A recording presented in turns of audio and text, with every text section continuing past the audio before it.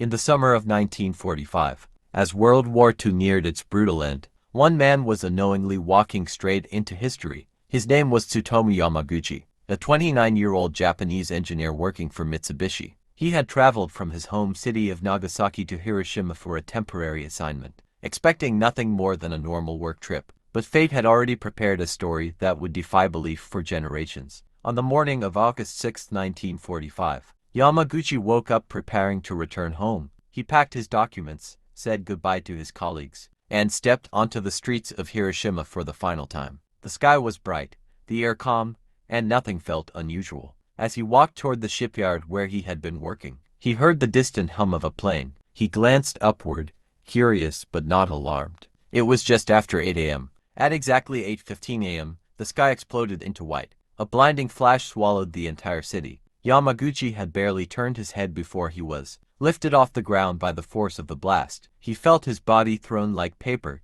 the heat burning his skin, the shockwave rupturing his eardrums. When he opened his eyes, everything around him was on fire. The city he had walked through minutes earlier was now a wasteland of smoke, rubble, and silence. Dazed and burned, he struggled to his feet. He could barely hear. He could barely see, but somehow, he was alive. For hours he wandered through the ruins of Hiroshima past collapsed buildings, scorched roads, and survivors calling for help. The world around him looked like the end of time. Still, he kept moving, determined to find a way home. By evening, he had reached a rescue station and, finally boarded a train leaving the ruined city. Despite his injuries, the only thing he wanted was to return to his wife and child, waiting for him in Nagasaki. The next day, August 7th, he walked into his home weak, bandaged, and shaken. His family gasped when they saw him. He told them everything: the flash, the blast, the destruction beyond imagination. But there was something he didn't know.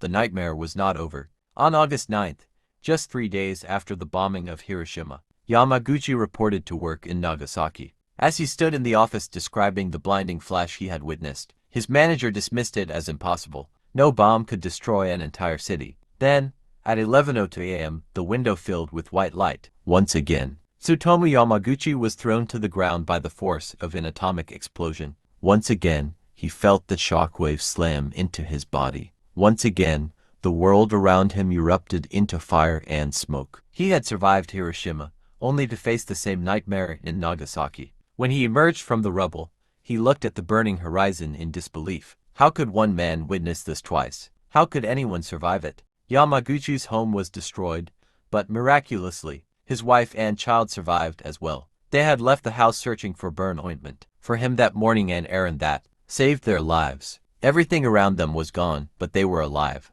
In the days that followed, Yamaguchi suffered radiation sickness, high fever, vomiting, and hair loss. Doctors feared he would not survive, but slowly, he began to recover. The war ended, Japan changed forever, and the man who had lived through two nuclear infernos carried his story quietly for decades. For years, no one believed such a thing was possible. How could one man be present at both atomic bombings? But in 2009, after a lifetime of silence, the Japanese government officially recognized, certified to have survived both Hiroshima and Nagasaki. He lived to be 93 years old, a symbol of resilience, fate, and the strange, fragile miracle of survival. His life became a reminder that even in the darkest moments of human history, there are stories that rise from the ashes and echo through time. Tsutomu Yamaguchi did not choose to be part of history, but history chose him, and somehow, he survived it twice.